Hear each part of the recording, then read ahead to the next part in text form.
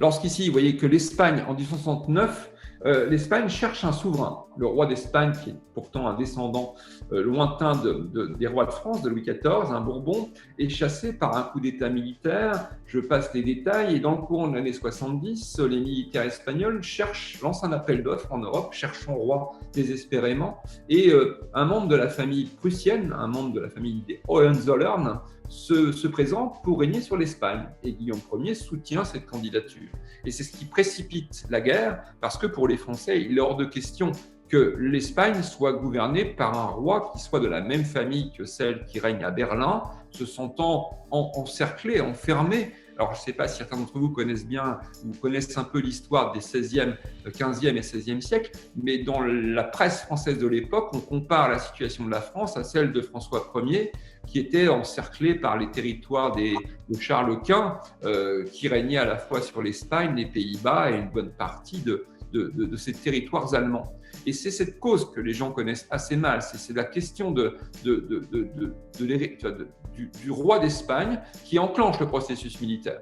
Et au début du mois de juillet 70, le royaume de France explique clairement au royaume de Prusse que si le candidat au trône monte sur le trône d'Espagne, la France déclarera la guerre à la Prusse.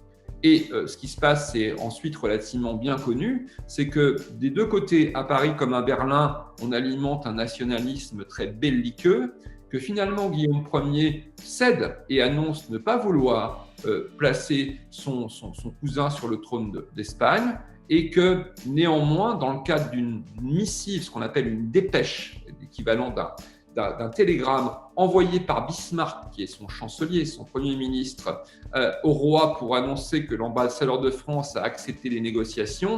Il se débrouille, Bismarck, pour que la dépêche, qu'on appelle la dépêche d'Ems, E-M-S, parce que c'est là où le roi prenait les eaux, c'est-à-dire était en cure, sorte dans la presse. Et dans cette dépêche, Bismarck parle en des termes totalement humiliants de l'ambassadeur de France.